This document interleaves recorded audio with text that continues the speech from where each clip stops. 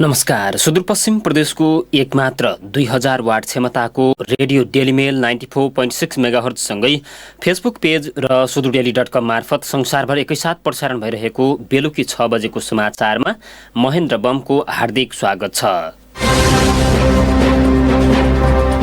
सुरुमा प्रसारणका प्रमुख खबरहरू। भारतले मिचेको भूमि फिर्ता ल्याउन संसदमा संकल्प प्रस्ताव दर्ता, कूटनीतिक पहल थाल्न सरकारलाई आग्रह, सीमा मिचिँदा पनि सरकार मौन बसेकोमा कङ्ग्रेसद्वारा खेद प्रकट। प्रदेश राजधानी धनगढीमा आजबाट लकडाउन केही खुकुलो, बैंक तथा वित्तीय संस्था खुलेपछि बजारमा चहल पहल बढ्यो। नेपालमा आजसम्म 73,400 बढेको कोरोना भाइरस परीक्षण सम्पन्न, सुदूरपश्चिम प्रदेशमा भने 14,910 वटा परीक्षण, 13,500 क्वारेन्टिनमा। र धनगढी उपमहानगरपालिकामा हुने खानेले समेत राहत बुझेपछि विपन्न परिवारलाई समस्या। अब तेस्रो चरणमा प्रधानमन्त्री रोजगार कार्यक्रमको बजेटबाट काम दिएर श्रमिकलाई राहत दिने उपमहानगरको तयारी। स्थापना कालमै सुरक्षा निकाय असैमा 95% सुदूरपश्चिमकै सबैभन्दा उत्कृष्ट नतिजा दिलाफल Third Eye Career Development Centre Dhangadhi कैलालीमा आवश्यकता अनुसार फिजिकल तथा लिखितका लागि हाम्रा विशेषताहरू। आर्मी, पुलिस, एपीएफ, सिभिल अफिसका तथा अन्य दक्ष प्रशिक्षकद्वारा कक्षा सञ्चालन। कमजोर विद्यार्थीलाई एक्स्ट्रा क्लासको व्यवस्था। नेपालकै दक्ष प्रशिक्षकद्वारा बनाइएका नोट्स प्रदान गरिने। इन्टरभ्यू र अन्य प्रोसेसका लागि निशुल्क परामर्श। स्थापना कालमै सुरक्षा निकाय असैमा सुदूरपश्चिमकै सबैभन्दा उत्कृष्ट नतिजा दिन सफल। Special SEE package, banking training, account, English language पढ्ने विद्यार्थीहरूलाई फ्री क्लासको व्यवस्था गरिएको छ। पहिलो 10 जनालाई 25% छुटको व्यवस्था। असै इन्सपेक्टर नासु शाखा अधिकृतका लागि Third Eye Career Development Centre तपाईहरूको सेवामा समर्पित छ। Third Eye Career Development Centre Dhangadhi Kailali, जिल्ला प्रहरी कार्यालय नजिक। सम्पर्कको फोन नम्बर 091 523 838, 98 25 68 11 40 र 98 48 71 97 40। यति ग्लो यति जवान गर्छन् सबैले तिम्रै बयान। यसको राज सन्तुर हो, मलाई सधैँ साथ दिने, त्वचामा चमक जगाई सधैँ जवान राख्ने। मम्मी तपाई सन्तुर नुहाउने साबुन बेसार र चन्दनको प्राकृतिक गुणयुक्त, जसले त्वचामा जगाउँछ चम्किलो जवान त्वचाको रहस्य। अब किन्नुहोस् 100 ग्रामको 2टा साबुन अनि पाउनुहोस् 15 रुपियाँको चम्चा सित्तैमा। अब समाचार विस्तारमा। कैलाली कञ्चनपुरमा भीषण हावाहुरी आएको छ। हावाहुरीले धेरै ठाउँमा घर टहराका छाना उडाएको छ। कञ्चनपुरको महाकाली एफएमको टावर ढालेको छ। टावरमा क्षति पुगेपछि एफएमको प्रसारण सेवा अवरुद्ध भएको छ। फलफुल र तरकारी बालीमा क्षति पुगेको किसानले बताएका छन्। हावाहुरीको क्षतिबारे जानकारी लिने प्रयास भइरहेको कैलाली कञ्चनपुरका स्थानीय प्रशासनले जनाएका छन्। अहिले पनि वर्षा भइरहेको छ। सुदूरपश्चिममा झन्डै 2 साता यता लगातार जस्तो हावाहुरी, असिना पानी र वर्षा भइरहेको छ। धनगढीमा अहिले हावाहुरी रोकिए पनि वर्षा भने जारी छ। यसै विषयमा थप जानकारी दिन यति बेला हाम्रो प्रत्यक्ष टेलिफोन सम्पर्कमा हाम्रा सहकर्मी टेकराज जोशी हुनुहुन्छ। टेकराजजी।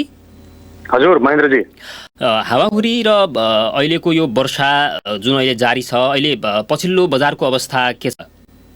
महेन्द्रजी, यहाँले भने जस्तै खास गरी आज करिब दिउँसो 3 बजेबाट यो हावाहुरी कञ्चनपुरबाट सुरु भएको हो र कञ्चनपुर हुँदै यो हावाहुरी क्रमशः कैलाली पुगेको थियो र अहिले केही समय अगाडि मात्रै नेपालगञ्जसम्म यो हावाहुरी पुगेको छ। पश्चिम तर्फबाट यो हावाहुरी सुरु भएको थियो र आज बिहान मात्रै पनि भारतको राजधानी नयाँ दिल्ली आसपासबाट यो हावाहुरी सुरु भएको थियो। त्यो हुँदै त्यहाँबाट उत्तराखण्ड हुँदै कञ्चनपुरको महेन्द्रनगर हुँदै र यो क्षेत्रबाट यो हावाहुरी 5 नम्बर प्रदेश तर्फ प्रवेश गरेको छ।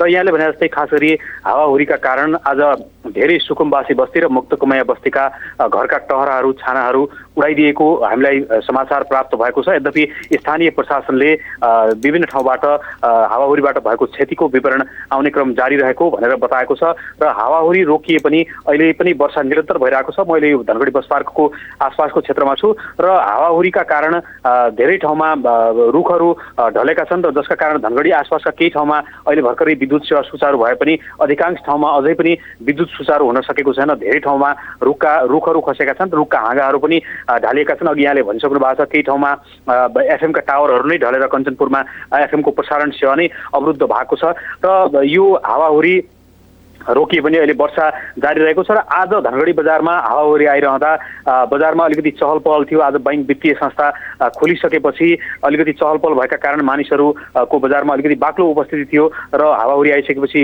भागदौड पनि मचिएको थियो। धेरै मान्छेहरू ओत लाग्न हिँडेका थिए र अहिले जुन तरकारी खेती र त्यसै गरी आँप अहिले यो सिजनमा आँप धेरै फलेको अवस्था थियो र किसानहरूको तरकारी र आँपहरू पुरै सखा भएको स्थिति छ यो हावाहुरीले र लगातार यो वर्ष एकदमै निरन्तर रूपमा मौसम प्रतिकूल भइरहेको अवस्था छ।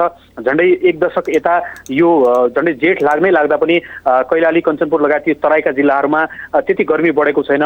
उखरमाउलो गर्मीले एकदमै आहत हुने बेला अहिले पनि मौसम एकदमै चिसो छ र यो मौसमका कारण अलिकति शीतल महसुस भएको स्थिति छ र मौसम एकदमै निरन्तर रूपमा बदली भइरहेको अवस्था छ र मौसमविदहरूले अझै केही दिन यो मौसम यस्तै रहने र मौसम सुधार हुन अझै समय लाग्ने भनेर जानकारी गराएका छन् र क्षतिको यकिन विवरण अहिलेसम्म आइ नसकेको स्थिति छ। महेन्द्रजी हजुर, टेकराजजी भनेपछि भौतिक क्षतिहरू भए पनि मानवीय क्षति त्यस्तो नभएको भन्ने अहिलेसम्म जानकारी प्राप्त भएको हो।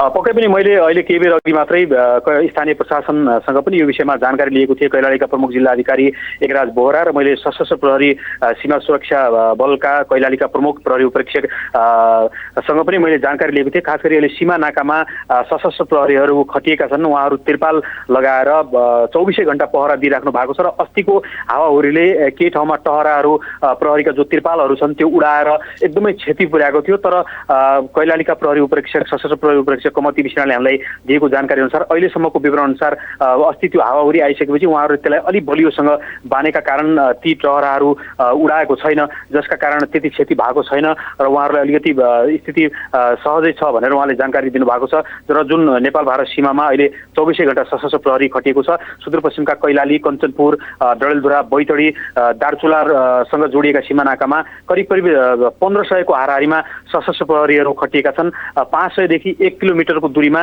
टेन्ट राखेर अस्थायी त्रिपाल राखेर उहाँहरूले 24 घण्टा दिइराख्नु भएको छ र यो प्रतिकूल मौसमका कारण एकदमै समस्या भइरहेको छ। उहाँहरूलाई रात दिन नभनी उहाँहरू खटिराख्नु भएको छ र यो मौसम प्रतिकूलताका कारण एकदमै सकस भइरहेको छ र हामीले केही बेर अघि मात्रै पनि कैलालीका प्रमुख जिल्लाधिकारी एकराज बोहरासँग जानकारी लिँदै गर्दा अब आज मात्रै मुख्यमन्त्री कार्यालयमा जुन भारतमा बसेका नेपालीहरू छन् उहाँहरू अहिले पनि लुकी छिपी आउने क्रम जारी छ र त्यो विषयमा गहन छलफल भइरहेको छ। तर पनि सङ्घीय सरकारले अहिलेसम्म अनुमति नदिएका कारण उहाँहरूलाई ल्याउन समस्या भइरहेको छ भनेर प्रमुख जिल्लाधिकारीले भन्नुभएको छ। आज मात्रै मुख्यमन्त्री तथा मन्त्री परिषदको कार्यालयमा मुख्यमन्त्रीको अध्यक्षतामा बसेको बैठकमा प्रमुख जिल्लाधिकारी र मुख्यमन्त्रीले पनि आज परराष्ट्र मन्त्रालयलाई यो विषयमा जानकारी दिनुभएको छ र छिट्टै केही निकास निस्किन्छ भनेर उहाँहरूले जानकारी दिनुभएको छ। खास गरी जो भारतमा अहिले धेरै नेपालीहरू ग्रिन जोन राखे, भारतले आसपासका जिल्ला कैलाली, कञ्चनपुर, बैतडी, दार्चुलासँग जोडिएका जिल्लालाई ग्रिन जोनमा राखेपछि त्यहाँ लकडाउन खुकुलो भएको छ र भारतमा अल्पत्र परेका नेपालीहरू सीमा नजिक आइरहेका छन्। उत्तराखण्डमा अहिले पनि ठुलो सङ्ख्यामा नेपालीहरूलाई त्यहाँबाट निकालिएको छ। उहाँहरू समस्यामा हुनुहुन्छ। कतिपय सुत्केरीलाई घर निकाला गरिएको छ, खान पाएका छैनन्, सुत्न पाएका छैनन्। एकदमै कन्त बिजोग छ नेपालीहरूको, तर पनि नेपाल सरकारले अहिलेसम्म दिएको छैन र यो विषयमा प्रदेश सरकार र स्थानीय प्रशासनले ध्यान आकर्षण गराएको छ र अहिले जुन यो परिस्थिति छ अहिले उहाँहरूलाई बिस्तारै पालैपालो नेपाल नछिराएपछि उहाँहरू आफै पनि यो सीमाकामा जबरजस्ती प्रवेश गरेर तयारीमा छन् भनेर एउटा सुरक्षा सङ्घले त्यो जानकारी पनि पाएको छ। त्यसकारण स्थानीय प्रशासनले गम्भीरताका साथ केन्द्रीय सरकारको यो ध्यान आकर्षण गराएको छ र छिट्टै के निकास निस्किन्छ भनेर उहाँले हामीलाई जानकारी दिनुभएको छ। महेन्द्रजी हुन्छ टेकराजजी, यो समग्रमा जानकारीका लागि यहाँलाई धेरै धेरै धन्यवाद छ। उहाँ हुनुहुन्थ्यो हाम्रा सहकर्मी टेकराज जोशी। धनगढीमा हावाहुरी र अहिले जारी वर्षाको विषयमा पछिल्लो विवरण उहाँले जानकारी गराएर जानुभएको छ। साथै सीमामा रहेका नेपालीहरू र सशस्त्र प्रहरीहरूको विषयमा पनि उहाँले जानकारी गराएर जानुभएको छ। अब बाँकी खबरहरू। भारतले लामो समयदेखि अतिक्रमण गरिरहेको पश्चिमी सिमानाको नेपाली भूमि फिर्ता ल्याउन सङ्घीय संसदमा सङ्कल्प प्रस्ताव दर्ता भएको छ। प्रतिनिधि सभा नियमावली 2075 को नियम 84 बमोजिम प्रतिनिधि सभाका 6 जना सांसद सांसदहरूले आज उक्त संकल्प प्रस्ताव दर्ता गराउनु भएको हो। संकल्प प्रस्ताव दर्ता गराउने सांसदहरूमा गणेश ठगुन्ना, डाक्टर दीपक प्रकाश भट्ट, गणेश कुमार पहाडी, रामकुमारी झाँक्री, जीवनराम श्रेष्ठ र यज्ञबहादुर बोगटी रहनु भएको छ। उहाँहरूले दर्ता गराएको संकल्प प्रस्तावमा भारतले अतिक्रमण गरेको भूभाग, ऐतिहासिक तथ्य, प्रमाण, विभिन्न समयमा नेपाल र भारत दुवै सरकारबाट प्रकाशित नक्साहरूले प्रमाणित गरेको उल्लेख छ। कुनै पनि देशको सीमा निर्धारण गर्ने प्रमाणीकरण र वैज्ञानिक आधारहरू छन्, जसमध्ये अन्तर्राष्ट्रिय सन्धि, सम्झौता र पूरक सम्झौताहरू हुन्छन्। संकल्प प्रस्तावमा भनिएको छ त्यसका साथै नदीको उद्गम स्थल, जलाधारको बहाव र त्यसले उगटेको क्षेत्र तथा पानीको ढलो पनि हुन सक्छ। उक्त तथ्यहरूले लिम्पियाधुरा, कालापानी र लिपुलेक नेपालकै भएको पुष्टि गरेको उहाँहरूले दाबी गर्नुभएको छ। संकल्प प्रस्ताव दर्ता गराएपछि सांसद रामकुमारी झाँक्रीले अब सरकारले हिम्मतका साथ आफ्नो भूमि फिर्ताका लागि पहल थाल्नुपर्नेमा जोड दिनुभएको छ। माथि उल्लेखित सबै आधारहरूले सन् 1816 को सुगौली सन्धिले स्पष्ट गरेको लिम्पियाधुराबाट निस्कने कुटियाङदी नै महाकाली नदी भएकाले त्यस पूर्वको करिब 400 किलोमिटर नेपाली भूभाग भारतले अतिक्रमण गरी आफ्नो राजनीतिक र प्रशासनिक नियन्त्रणमा राखेको छ। उनीहरूले दर्ता गरेको संकल्प प्रस्तावमा भनिएको छ उक्त भूभाग फिर्ता नेपालको राजनीतिक र प्रशासनिक उपस्थिति कायम गराउन यो संकल्प प्रस्ताव पेश गर्दछौं। यसअघि आज नै बसेको प्रतिनिधि सभाको बैठकमा नेपाली भूमि लिपुलेक हुँदै भारतले सडक मार्ग बनाएकोमा सांसदहरूले चर्को आलोचना गर्नुभएको थियो। आजको बैठकमा जवाफ दिँदै परराष्ट्र मन्त्री प्रदीप कुमार ग्यावालीले तीनै भूभाग नेपालको भएको बताउँदै फिर्ताका लागि कूटनीतिक पहल भइसकेको जानकारी दिनुभएको थियो। संसदको प्रमुख प्रतिपक्षी कांग्रेसले नेपाली भूमि अतिक्रमण गरी भारतले तिब्बतको मानसरोवर जोड्न सडक बनाएको विषयमा सरकारले केवल वक्तव्य मात्रै निकालेर र कुनै ठोस कूटनीतिक पहल कदमी नलिएको भन्दै आलोचना गरेको छ। कांग्रेस सभापति शेरबहादुर देउवाले आज एक विज्ञप्ति जारी गर्दै लिपुलेक, लिम्पियाधुरा र कालापानी लगायतका भूभागमा नेपालको भएको र सरकार वा प्रतिपक्ष जहाँ रहँदा पनि कांग्रेसले यी भूभागबारे सदैव प्रष्ट धारणा राख्दै आएको बताउनु भएको थियो।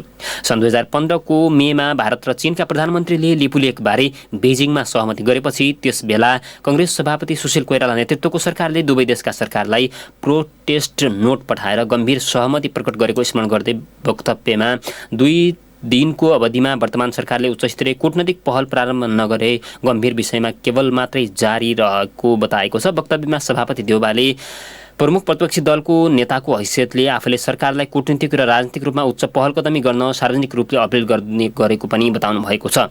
कांग्रेसले सन् 2019 नोभेम्बरमा भारत सरकारले जारी गरेको नक्साको विषयमा पनि सरकारले पहल कदमी नचाली वक्तव्य मात्रै जारी गरेको भन्दै असन्तुष्टि पोखेको छ। नेपालमा आजसम्म कोरोना भाइरस परीक्षणको संख्या 73,448 पुगेको छ। स्वास्थ्य तथा जनसङ्ख्या मन्त्रालयका अनुसार र्यापिड डायग्नोस्टिक टेस्ट आरडीटी विधि मार्फत 56,550 वटा र पीसीआर विधि मार्फत 16,898 वटा परीक्षण भएका हुन्। मन्त्रालयका प्रवक्ता एवं स्वास्थ्य समन्वय महाशाखा प्रमुख डाक्टर विकास देवकोटाले पछिल्लो 24 घण्टामा मात्र 1,316 वटा परीक्षण भएको जानकारी गराउनु भएको छ। आजको अपडेटमा क्वारेन्टिनमा बसेकाहरूको कुल संख्या 13,625 जना रहेको छ, जसमध्ये सबैभन्दा कम बागमती प्रदेशमा 110 जना र गण्डकी प्रदेशमा 242 जना रहेका छन्। त्यसपछि प्रदेश नम्बर 1 मा 1,238 जना, प्रदेश नम्बर 2 मा 1,443 जना, कर्णाली प्रदेशमा 2,336 जना र सुदूरपश्चिम प्रदेशमा 3,324 जना क्वारेन्टिनमा छन्। सबैभन्दा बढी भने प्रदेश नम्बर 5 मा 4,942 जना क्वारेन्टिनमा रहेका छन्। मन्त्रालयका अनुसार आज देशभर 164 जना सम्भावित संक्रमित र संक्रमित आइसोलेसनमा रहेका छन्। तीमध्ये 3 जना काठमाडौँ उपत्यकाका हुन् भने बाँकी 161 जना उपत्यका बाहिरका छन्। प्रवक्ता देवकोटाले देशभर आजसम्म 110 जना कोरोना संक्रमित फेला परेको बताउनु भएको छ। तीमध्ये 78 जना पुरुष र 32 जना महिला छन्। सबैभन्दा बढी कोरोना संक्रमित प्रदेश नम्बर 1 मा भेटिएका छन्, जहाँ संक्रमितको संख्या 35 रहेको छ। त्यसपछि प्रदेश नम्बर 2 मा 31 जना, प्रदेश नम्बर 5 मा 30 जना, बागमती प्रदेशमा 7 जना र सुदूरपश्चिम प्रदेशमा 5 जना रहेका छन्। गण्डकी प्रदेशमा सबैभन्दा कम 2 जना संक्रमित भेटिँदा अहिलेसम्म कर्णाली प्रदेशमा भने कोरोना संक्रमितको संख्या 0 रहेको छ। अहिलेसम्म 31 जना संक्रमित उपचारपछि निको भएर घर फर्किसकेका छन् भने बाँकी 79 जनाको देशका विभिन्न अस्पतालमा उपचार भइरहेको छ। वीरगञ्जमा 27 जना, नेपालगञ्जमा 24 जना, विराटनगरमा 21 जना, रूपन्देहीमा 6 जना र भरतपुरमा 1 जना संक्रमितको उपचार भइरहेको र सबैको स्वास्थ्य अवस्था सामान्य रहेको स्वास्थ्य मन्त्रालयले जानकारी दिएको छ। हामीसँग समाचारको सिलसिला जारी नै छ। यसलाई भने एकैछिन ब्रेकको पालो। भौजी हो संसार भर नोवल कोरोना वायरस मनइन में फैलन लागू कहीं के खूब हल्ला चलत है। जब वायरस लागत है तो क्या होता है हो? ए बहुत अच्छी बात पूछे हो तुम ता। अब तक ये बात सब आदमी के जानन जरूरी है। सुनो, जब वायरस लागे से 100.4 डिग्री से ज्यादा जाड़ो आत है, सांस लेन फिर गाढ़ो होत है और सूखा खांसी फिर लागत है। ओहो ऐसा होता है हो। और काका जानन जरूरी है हो भौजी? चाहू जौन के फिर खांसी लागे से, जाड़ो आए से, मूड पिराए से और सांस लेने में ज्यादा समस्या होए से जल्दी ढींगे की स्वास्थ्य चौकी चाहू अस्पताल में जान पड़त है। बहुत अच्छी बात बताए हो भौजी। तो जा वायरस से बचन के तानी काका करन पड़ेगो? ले तो दिउरा ध्यान दे के सुनाओ। जा वायरस से बचन के ताही अच्छे से साबुन पानी से हाथ धोन पड़त है। खांसन पेती नाक मुंह तोप के खांसन पड़त है। 100.4 डिग्री से ज्यादा जाड़ो आए से, सांस लेन ज्यादा अगटो होए से डॉक्टर से तुरंत सलाह लेन पड़त है। और ऐसो लक्षण देखा पड़े भय मनन से दूर रहन पड़त है। ऐसे करके जंगली और घर में पाले भय पशु पंछी से फिर दूर रहन पड़त है। और मांस मछली अंडा अच्छे से पकाए के खान पड़त है। कोरोना वायरस से बचन के ताही सब आदमी समय में सचेत हो। मैं धनगढ़ी उप महानगर पालिका और स्टेम परियोजना से जनहित में जारी संदेश। ब्रेक पछि समाचारमा स्वागत छ। चैत्र 11 गतेदेखि जारी लकडाउन अब भने बिस्तारै खुकुलो बन्न थालेको छ। बन्द कल कारखाना, उद्योग, बैंक तथा वित्तीय संस्थाहरू खुलेसँगै सर्वसाधारणको पनि चहल पहल बढ्न थालेको हो। लकडाउन खुकुलो बन्न थालेपछि सर्वसाधारणहरूले राहत महसुस गर्न थालेका छन्। यो सँगै लकडाउनका कारण प्रभावित मजदुर, विपन्न वर्ग तथा बिरामीहरूको पनि दैनिकी सहज बन्न थालेको छ। जीवन विष्टको रिपोर्ट सुनौ। लकडाउनका कारण चैत्र 11 गतेदेखि बन्द भएका बैंक तथा वित्तीय संस्थाहरू आइतबारबाट खुलेसँगै सुदूरपश्चिम प्रदेशको राजधानी धनगढी बजारमा चहल पहल बढेको छ। राजधानीले बैंक तथा वित्तीय संस्थालाई सेवाग्राहीको भिड नहुने गरी सेवा प्रवाह गर्न निर्देशन दिएपछि धनगढीमा पनि आइतबारबाट बैंक तथा वित्तीय संस्थाहरू खुलेका हुन्। राष्ट्र बैंकको निर्देशन अनुसार 1/3 कर्मचारीबाट मात्र सेवा सञ्चालन गर्नुपर्ने, आपसी दूरी कायम गर्ने, घरबाटै काम गर्ने, पालो लगाउनु पर्ने लगायतका विकल्प अपनाएर सेवा गरेको बैंकर्स क्लब धनगढीका अध्यक्ष धर्मविष्टले बताउनुभयो। लकडाउन भएको समयदेखि नै धनगढी वरिपरि भएका विभिन्न बैंकहरूले हप्तामा 6 दिनै नभए तापनि हप्तामा कसैले 2 दिन, कसैले 3 दिन बैंकिङ क्षेत्र एउटा अति आवश्यक सेवा भएको कारणले गर्दा आफ्नो बैंकिङ सुविधाहरू दिइरहेका थिए। तर गएको शुक्रबार नेपाल राष्ट्र बैंकले एउटा सर्कुलर नै जारी गरी यो आइतबारदेखि सम्पूर्ण देशभरिका बैंकिङ शाखाहरूलाई 6 दिन नै खोल्ने तर निश्चित समय अवधिको लागि मात्र। मानौ कुनै बैंक 10 देखि 5 बजे सर्भिस दिन्थ्यो भने अब चाहिँ बैंकले 10 देखि 2 बजेको बिचमा नगद कारोबार, रेमिटेन्स कारोबार अनि तपाईको नगदसँग क्लियरिङका सुविधाहरू दिनुको लागि एउटा विशेष सर्कुलर जारी गरेको छ। टोटल स्टाफको 25% स्टाफले बैंकिङ सेवालाई चाहिँ सुचारू गर्नुका सूचना नै उहाँ राष्ट्र बैंकले जारी गरे भएर आज आइतबारदेखि सम्पूर्ण बैंकहरू यही सर्कुलरको बेसमा आफ्नो बैंकिङ सेवाहरू दिइरहेका छन् र हामी सनराइज बैंकले पनि त्यही नै गरिरहेका। ग्राहकको संख्याहरू आइ नै रहेको। बैंक तथा वित्तीय संस्था खुले पनि यातायात बजार र शिक्षण संस्था भने खुल्न सकेका छैनन्। तैपनि बजार क्षेत्रमा चहल पहल बढेको छ। बैंकहरूमा पनि ग्राहकको चाप बढ्दै गएको छ। 1.5 महिनापछि लकडाउन केही मात्रामा खुकुलो हुँदै गएपछि सर्वसाधारणले राहत महसुस गरेका छन्। यो सँगै लकडाउनका कारण प्रभावित मजदुर, विपन्न वर्ग तथा बिरामीको पनि दैनिकी सहज बन्न थालेको छ। लकडाउनले गर्दाखेरि धेरै समस्या भएको थियो। हामीलाई चाहिँ पैसा निकाल्न पाएको थियौँ बैंकबाट र आजबाट चाहिँ यो बैंकहरू चाहिँ खुल्ला भएको अवस्था छ कि सहज हुन्छ कि भन्ने विश्वास लिएको थियो। केही दिन अगाडि चाहिँ बैंकमा जाँदाखेरि बैंक बन्द भएको अवस्था थियो। जाँदाखेरि चाहिँ पैसै नपाउने अवस्था थियो। अब यो बैंक खुल्ने भएपछि हामी जनताहरूलाई चाहिँ केही अब पैसा निकाल्न जम्मा गर्न के हुन्छ? घर खर्च चलाउन समस्या अनि के भन्ने, अब चारैतिर समस्या परिरहेको थियो। घर खर्चमा पनि समस्या भइरहेको थियो। अब बैंक त धाउँथ्यो। अब यो नहुँदाखेरि अलि धेरै नै हामी जस्तो स्थानीयलाई अलि धेरै नै समस्या भएको थियो। अब यो बैंक आजबाट खुल्यो, अब केही सहज हुन्छ भन्ने विश्वास चाहिँ मलाई लाग्छ। जिल्लाहरूको अवस्था हेरेर सरकारले क्षेत्रगत रूपमा लकडाउन खुकुलो पारेको हो। कैलालीमा पनि क्रमशः लकडाउन खुकुलो हुँदै गइरहेको प्रमुख जिल्ला अधिकारी एगेरा होराले बताउनुभयो। कैलालीमा देखा परेका कोरोना संक्रमित सबै निको भएर घर फर्केको र थप टेका नपरेपछि लकडाउन खुकुलो पारिएको उहाँ बताउनुभयो।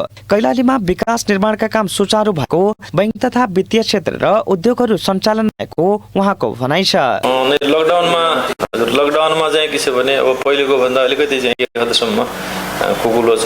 जनताहरूलाई चाहिँ अब आफ्नो दैनिक जुन एउटा चाहिँ कामकाजलाई सहज होस् भन्ने हिसाबले नेपाल सरकारले जस्तो चाहिँ अत्यावश्यक वस्तुहरू चाहिँ पहिलेदेखि नै पनि थियो चाहिँ अब त्यसमा के थप गरेको छ, के चाहिँ अब उद्योगहरू चाहिँ सञ्चालनका कुराहरू छन्, त्यसै गरी वित्तीय संस्थाहरू चाहिँ सञ्चालन छन् र अत्यावश्यक सेवाका कार्यालयहरू खोल्ने, त्यसै गरी चाहिँ कृषि उपजहरूको चाहिँ अब बिक्री वितरण चाहिँ बिउ बिजनहरू चाहिँ किसानसम्म पुर्याउने र चाहिँ अब कति विकास निर्माणका कामहरू सञ्चालन गर्ने यी कुराहरू चाहिँ छन्। त्यसले गर्दा चाहिँ अब हिजोको भन्दा निश्चित रूपले चाहिँ के मोमेन्ट चाहिँ बढेको छ। चाहिँ अब भर्खरै पनि म चाहिँ त्यो बजारको चाहिँ अनुगमन गर्न आउँदैछु, चाहिँ हेर्दाखेरि चाहिँ पहिलेको भन्दा अलिकति मोमेन्ट चाहिँ बढेको छ। अब यो चाहिँ के छ भने अब न्यूनतम चाहिँ अब चाहिँ सवारी साधन चलाउन खोज्दा पनि चाहिँ यो चाहिँ हुँदो रहेछ चाहिँ अब किनभने अब दुवै चिजलाई चाहिँ हामीले चाहिँ समानान्तर हिसाबले हिँड्दाखेरि चाहिँ अलिकति समस्या चाहिँ आउँछ। यसलाई चाहिँ सामञ्जस्य गरेर हिँडिरहेको छौँ हामी। यता लकडाउन खुकुलो हुँदै गए पनि सीमा क्षेत्रमा भने थप कडाई गरिएको छ। तर कैलाली कञ्चनपुरका सीमा क्षेत्रमा रहेकाको उद्धारका लागि भने अझै कुनै निर्णय भएको छैन। कैलालीका प्रमुख जिल्ला अधिकारी यज्ञराज बोहरा सीमा क्षेत्रमा रहेका नेपालीको उद्धारका लागि गृह मन्त्रालयको निर्देशन कुरिरहेको बताउनुहुन्छ। 100 किलोमिटर सीमा छ हैन, उहाँहरूले चाहिँ कभर चाहिँ गरिराख्नु भएको छ र पनि चाहिँ धेरै चुनौतीहरू चाहिँ को सामना गर्नुपर्ने अवस्था छ। चाहिँ एकातिर चाहिँ अब हाम्रो सिमाना छ, अब पारिपट्टि चाहिँ अब भारतको चाहिँ लखिमपुर खिरी जिल्ला ग्रिन जोनमा चाहिँ परेको छ। त्यहाँ अब धेरै मुभमेन्टहरू चाहिँ भइसकेका छन् र हाम्रो नेपाली दाजुभाइहरू पनि अब धेरै जसो चाहिँ अब पलियाकै क्वारेन्टाइनमा करिब 200 जना चाहिँ त्यहाँ हुनुहुन्छ। त्यसै चाहिँ निगासनको क्वारेन्टाइनमा चाहिँ 40 जना त्यहाँ हुनुहुन्छ र अरू बाटोमा पनि ठाउँ ठाउँमा चाहिँ उहाँहरू बसेको चाहिँ सूचना प्राप्त भएको छ र उहाँहरू पनि बेला बेलामा चाहिँ अब नेपाल सिमाना चाहिँ भित्र प्रवेश गर्न खोज्ने र उहाँहरूलाई त्यस्तो अवस्थामा चाहिँ भारतीय समकक्षीसँग चाहिँ कोअर्डिनेसन गरेर हामीले चाहिँ त्यही अब क्वारेन्टाइनमै चाहिँ भारतीय क्वारेन्टाइनमा फर्काइरहेका छौँ। अब यो करिब करिब दैनिक जस्तो यो किसिमको चाहिँ अवस्था छ।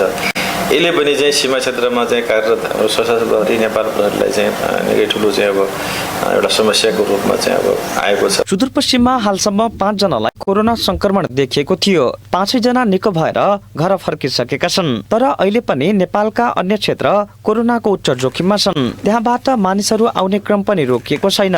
भारतबाट पनि लुकीछिपी आउने क्रम नरोकेको र परीक्षणको दाम पनि नबढाएकाले जोखिम कायमै रहेको हुँदा सावधानी अपनाउन चिकित्सकले सुझाव दिएका छन्। यस्तो अवस्थामा घर बाहिर निस्किँदा मास्क लगाउने, सेनिटाइजर प्रयोग गर्ने, पटक पटक साबुन पानीले हात धोयो भने कोरोना भाइरसको जोखिमबाट बच्न सकिन्छ। रेडियो टेलिमेलका लागि युएन विष्ट, धनगढी। धनगढी उपमहानगरपालिकामा विपन्न वर्गले मात्रै नभएर हुने खानेले समेत राहत बुझेपछि समस्या भएको छ। उपमहानगरले 12,000 को संख्यामा विपन्नको तथ्याङ्क सङ्कलन गरेको थियो, तर अहिले 13,000ले राहत बुझिसकेका छन्। अझ पनि कतिपय विपन्न परिवारले राहत नपाएको वडा कार्यालयसँग गुनासो पोख्ने गरेका छन्। 2 चरणमा राहत वितरण गरिसकेको उपमहानगरले अब प्रधानमन्त्री रोजगार कार्यक्रम मार्फत नपुगेका विपन्नलाई काम दिएर राहत उपलब्ध गराउने तयारी गरेको छ। एक रिपोर्ट सुनौ। धनगढी उपमहानगरपालिका वडा नम्बर 3 को वडा कार्यालयले 1450 हाराहारीमा स्थानीयलाई राहत वितरण गरिसकेको छ। तर अहिले पनि कतिपय स्थानीय राहत नपाएको भन्दै फेरि वडा कार्यालयसम्म आउने गरेका छन्। हुने खानेले समेत राहत बुझेपछि विपन्न परिवार मारमा परेका हुन्। लगत सङ्कलन गर्दा पनि लकडाउनले प्रभाव पारेकाले अहिले समस्या देखा परेको वडा अध्यक्ष बलबहादुर ऐरको भनाइ छ। यहाँ त अलिकता के भइदियो भनेपछि हुने खानेले पनि राहत लगिदियो, सरकारी राहत हो भनेर अलिकता हुने खानेले पनि लगेको अवस्था पनि देखिया छ हैन। अब हामीलाई थाहा त हुँदैन सबै को धनी को गरिब भन्ने कुराहरू। अब एकदम छलकपट चाहिँ अब यो सरकारी राहत यसलाई चाहिँ अब हामीले पनि चाहिँ लिनुपर्छ। के लिँदामा त्यस्तो केही फरक पर्दैन भनेर केही ठाउँमा त्यस्तो पनि भएको छ। नैतिकताको हिसाबले पनि उहाँहरूले चाहिँ यस्तो राहत मैले भन्दा पनि मभन्दा चाहिँ गरिब को छ, मैले लिनुभन्दा गरिबको भाग खोसिन्छ भन्ने कुराहरू नबुझेर यो चाहिँ अलिकता यो गडबड भएको। टोलमा चाहिँ नाम लेख्न गएको बेला चाहिँ कोही मान्छेहरू घर नभेटिएको र कोही मान्छेहरूले चाहिँ थाहा नपाएर अलिकता कमजोरी पनि भएको छ। घरमै पुग्न सकिएन। टोलमा चाहिँ सूचना आज चाहिँ यसो चाहिँ नाम लेख्नुपर्छ है भनेर खबर चाहिँ गरे हो। तर धेरै जस्तो चाहिँ अब यो लकडाउनको अवस्था भयो हुनाले कोही चाहिँ घरबाट बाहिर ननिक्लिने भयो हुनाले अलिकता केही चाहिँ प्राविधिक कारणले चाहिँ अब यो चाहिँ त्रुटि भएको छ होइन। केही व्यक्तिहरू चाहिँ छुट्न गएको छन्।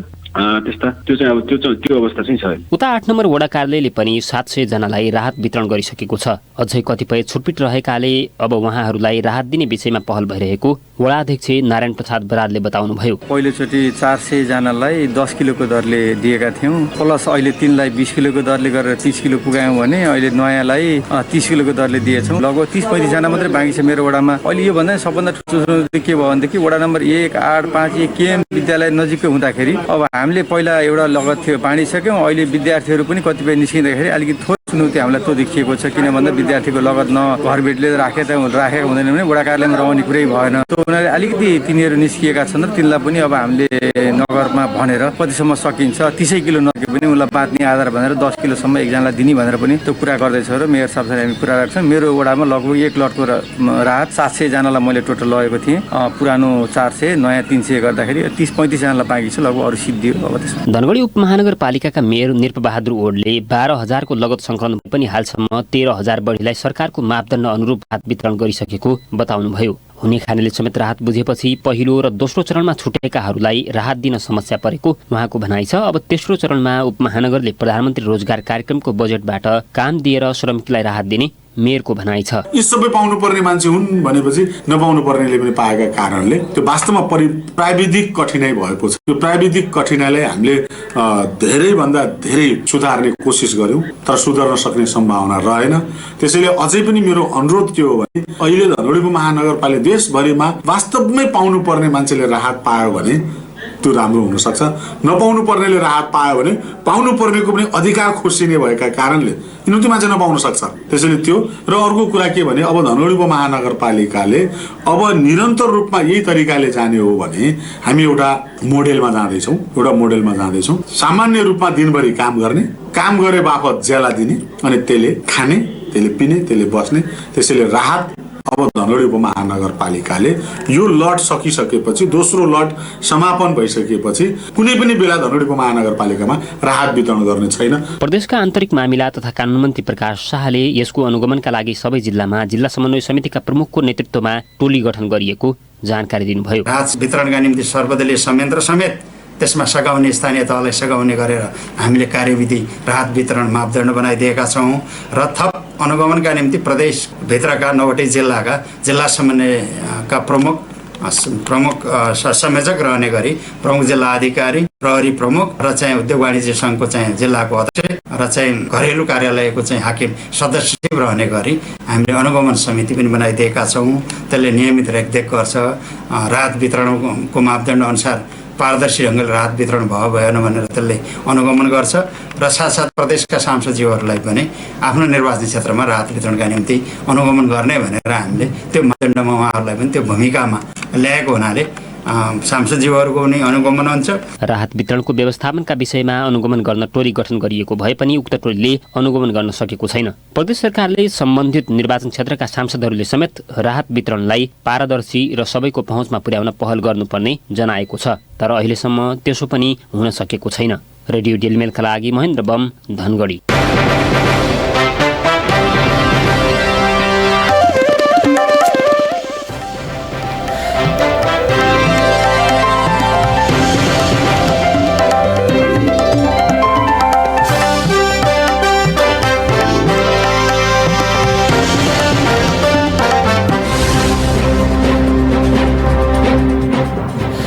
प्रसारणको अन्त्यमा प्रमुख खबरहरू पुनः एकपटक। भारतले मिचेको भूमि फिर्ता ल्याउन संसदमा संकल्प प्रस्ताव दर्ता, कूटनीतिक पहल थाल्न सरकारलाई आग्रह, सीमा मिचिँदा पनि सरकार मौन बसेकोमा कङ्ग्रेसद्वारा खेद प्रकट। प्रदेश राजधानी धनगढीमा आजबाट लकडाउन, केही खुकुलो, बैङ्क तथा वित्तीय संस्था खुलेपछि बजारमा चहल पहल बढ्यो। नेपालमा आजसम्म 73,400 बढीको कोरोना भाइरस परीक्षण, सुदूरपश्चिम प्रदेशमा भने 14,910 परीक्षण, 13,500 क्वारेन्टिनमा। र धनगढी उपमहानगरपालिकामा हुने खानेले समेत राहत बुझेपछि विपन्न परिवारलाई समस्या। अब तेस्रो चरणमा प्रधानमन्त्री रोजगार कार्यक्रमको बजेटबाट काम दिएर श्रमिकलाई राहत दिने उपमहानगरको तयारी।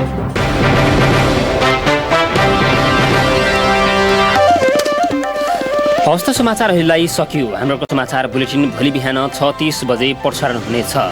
नयाँ र ताजा जानकारीका लागि रेडियो डेलमेल 94.6 मेगाहर्ज सँगै फेसबुक पेज र sudur.com मार्फत हामीलाई हेर्दै सुन्दै र पढ्दै गर्नुहोला। अहिले हामी बिदा हुन्छौँ। नमस्कार।